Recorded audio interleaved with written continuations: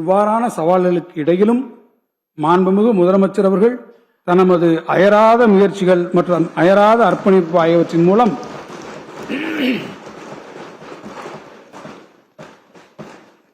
தமிழ்நாட்டு மக்களுக்கு அளித்த வாக்குறுதிகள் அனைத்தையும் நிறைவேற்றுவதை உறுதி செய்துள்ளார்கள். இத்தகைய சூழ்நிலையில் 2025-26 ஆண்டிற்கான திருத்த மதிப்பீடுகள் மற்றும் 2026-27 ஆண்டிற்கான இடைக்கால வரவு செலவு திட்ட மதிப்பீடுகளை நான் இப்போது முன்வைக்க விழைகிறேன்.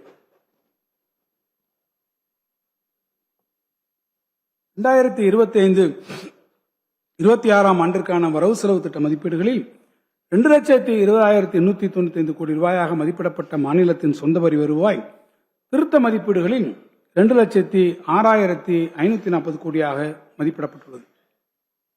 பொருட்கள் மற்றும் சேவை வரிகள் வருவாய் குறைந்துள்ளதே இந்த மதிப்பீடு குறைந்ததற்கு முக்கியமான காரணமாகும்.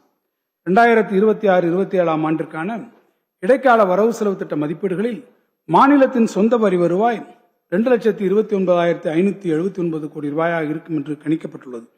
இது வணிக வரிகளின் கீழ் 1,62,417 கோடி ரூபாய், முத்திரைத்தாள் மற்றும் பத்திரப்பதிவு கட்டணங்களின் கீழ் 31,881 கோடி ரூபாய், வாகனங்கள் மீதான வரிகளின் கீழ் 14,928 கோடி ரூபாய் மற்றும் மாநில ஆயத்தீர்வையின் கீழ் 13,668 கோடி ரூபாய் வரி வருவாய் மதிப்பீடுகளை உள்ளடக்கியதாகும்.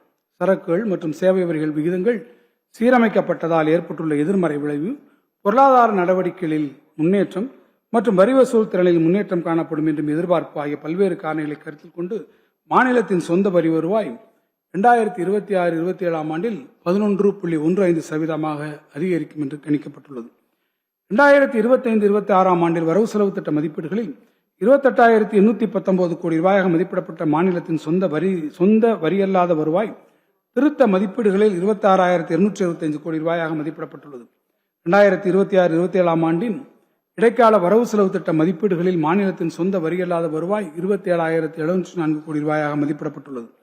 ஒட்டுமொத்தமாக 2026-27 ஆண்டிற்கான இடைக்கால வரவு செலவு திட்ட மதிப்பீடுகளில் மாநிலத்தின் சொந்த வருவாய் மதிப்பீடான 2,57,283 கோடி ரூபாய் மொத்த வருவாய் வரவுகளில் 74.67% கொண்டிருக்கும். 2025-26 ஆண்டிற்கான வரவு செலவு திட்ட மதிப்பீடுகளில் 23,834 கோடி ரூபாயாக மதிப்பிடப்பட்ட ஒன்றிய அரசிடமிருந்து பெறப்படக்கூடிய உதவி மானியங்கள் திருத்த மதிப்பீடுகளில் 20,073 கோடி ரூபாயாக கணிசமான அளவிற்கு குறையும் என மதிப்பிடப்பட்டுள்ளது. ஒருங்கிணைந்த கல்வி திட்டத்தின் முழு பங்கு தொகையை ஒன்றிய அரசு வரும் நிதியாண்டில் விடுவிக்கும் என எதிர்பார்த்து ஒன்றிய அரசிடமிருந்து வரக்கூடிய உதவி மானியங்கள் 2026-27 ஆண்டிற்கான இடைக்கால வரவு செலவு திட்ட மதிப்பீடுகளில் 24,762 கோடி ரூபாயாக மதிப்பிடப்பட்டிருக்கிறது. 2025-26 ஆண்டிற்கான வரவு செலவு திட்ட மதிப்பீடுகளில் 58,022 கோடி ரூபாயாக மதிப்பிடப்பட்ட ஒன்றிய வரிகளின் பங்கு திருத்த மதிப்பீடுகளில் 56,819 கோடி ரூபாயாக மதிப்பிடப்பட்டுள்ளது. ஒன்றிய அரசின் வரவு செலவு திட்டத்தின் அடிப்படையில் 2026-27 ஆண்டிற்கான இடைக்கால வரவு செலவு திட்ட மதிப்பீடுகளில் ஒன்றிய வரிகளில் பங்கானது 62,531 கோடி ரூபாயாக மதிப்பிடப்பட்டுள்ளது. மாநிலத்தின் மொத்த உள்நாட்டு உற்பத்தி மதிப்பில் ஒன்றிய அரசிடமிருந்து வரக்கூடிய தொகைகளில் விகிதம் கடந்த சில ஆண்டுகளில் தொடர்ச்சியாகவும் மிக அதிக அளவிலும் வீழ்ச்சியடைந்து வரும் வேளையில் 2016-17 ஆண்டில் 3.41% 2025-26 ஆண்டின் திருத்த மதிப்பீட்டில் 2.16% கணிசமாக குறைந்திருக்கிறது. தற்போதைய மாநில மொத்த உள்நாட்டு உற்பத்தி மதிப்பில் இந்த 1.25% குறைவினால் மாநில அரசுக்கு ஏற்படக்கூடிய 44,598 கோடி ரூபாய் இழப்பானது 25-26 ஆண்டின் திருத்த மதிப்பீடுகளில் மதிப்பிடப்பட்டுள்ள நிதி பற்றாக்குறையில் ஏறத்தாழ 41% சமமாக இருக்கும்.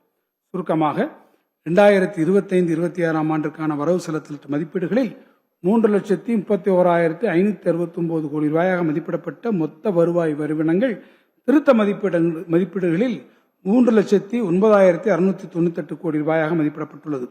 2026-27 ஆண்டில் மொத்த வருவாய் வரிவினங்கள் 3,44,575 கோடி ரூபாயாக மதிப்பிடப்பட்டுள்ளது. இது திருத்த மதிப்பீடுகளை விட 11.26% அதிகமாகும். செலவினங்களை பொறுத்தவரை 2025-26 ஆண்டிற்கான வரவு செலவு திட்ட மதிப்பீடுகளில் 3,73,204 கோடி ரூபாயாக மதிப்பிடப்பட்ட மொத்த வருவாய் செலவினங்கள் திருத்த மதிப்பீடுகளில் 3,78,917 கோடி ரூபாயாக உயர்ந்துள்ளது. ஒன்றிய அரசு நிபந்தனையின்படி தமிழ்நாட்டின் மின் பகிர்மான கழகத்திற்கான உயர்த்தப்பட்ட இழப்பீட்டு நிதி வழங்க 15,877 கோடி ரூபாய், உத்தரவாத மீட்பு நிதியத்திற்கு தொகையாக மாற்றம் செய்ய 3,087 கோடி ரூபாய் உள்ளிட்ட நடவடிக்கைகளை அரசு மேற்கொண்டுள்ளது.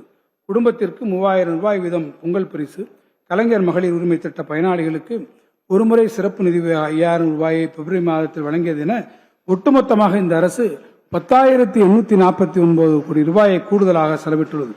இவ்வாறு கூடுதலான செலவினங்கள் ஏற்பட்டுள்ள போதும் வளர்ச்சி சாராத செலவினங்களில் ஏற்படக்கூடிய சேமிப்பின் காரணமாக ஒட்டுமொத்த செலவினங்களின் உயர்வு 5,713 கோடி ரூபாயாக மட்டுப்படுத்தப்பட்டுள்ளது.